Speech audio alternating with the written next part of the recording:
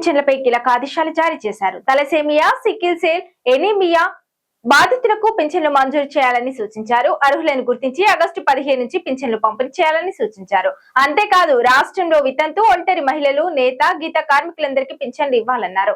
రాష్ట్రంలో దివ్యాంగులు చనిపోయినప్పుడు వారి భార్యలకు తక్షణమే పింఛన్లు ఇవ్వాలని సూచించారు. తెలంగాణలో కొత్త పింఛన్ల కోసం ఎదురుచూస్తున్న వారికి ముఖ్యమంత్రి రేవంత్ రెడ్డి తీపి కబురు చెప్పారు. రాష్ట్రంలో చేయూత పథకం కింద కొత్త పింఛన్లను ఆగస్టు 15 నుంచి పంపిణీ చేయాలని సూచించారు. సీఎం రేవంత్ పంచాయతీరాజ్ గ్రామీణాభివృద్ధి శాఖపై మంత్రి సీతక్కతో సమీక్షలో పాల్గొన్నారు.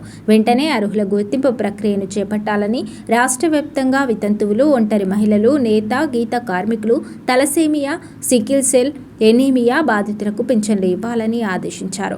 ఒకవేళ పింఛన్ తీసుకునే దివ్యాంగులు చనిపోతే వారి భార్యలకు వెంటనే పింఛన్ ఇవ్వాలన్నారు. తెలంగాణ మహిళలకు పంపిణీ చేసే ఇందిరమ్మ చీరలు ఆకట్టుకునే డిజైన్లతో నాణ్యంగా ఉండాలని సూచించారు సీఎం. నాణ్యత, రంగుల విషయంలో రాజీ పడొద్దని, డిజైన్ల కోసం ఎన్ఐఎఫ్టీ విద్యార్థుల సేవల్ని వినియోగించుకోవాలన్నారు. రాష్ట్రంపై ఎల్నినో ప్రభావం ఉందని, పల్లెల్లో తాగునీటి సరఫరాకు తొలి ప్రాధాన్యం ఇవ్వాలని అధికారులకు సూచించారు. అలాగే ప్రతి నెలలో 5 లోపు గ్రామీణ నీటి సరఫరా పథకాల పరిధిలో పనిచేసే వారికి వేతనాలు ఇవ్వాలన్నారు. ఎంపీడీఓలు మండల స్థాయిలో జరిగే అభివృద్ధి పనుల్ని పర్యవేక్షించాలన్నారు.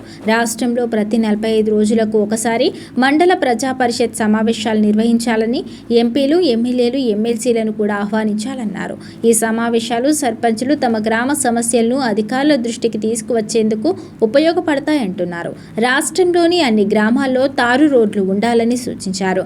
గ్రామాలకు జనాభా ఆధారంగా వర్గీకరించి పంచాయతీ భవనాలు నిర్మించాలన్నారు. తెలంగాణలో ఆరుతడి పంటలు, కూరగాయల సాగును పెద్ద ఎత్తున ప్రోత్సహించాలన్నారు సీఎం రేవంత్ రెడ్డి.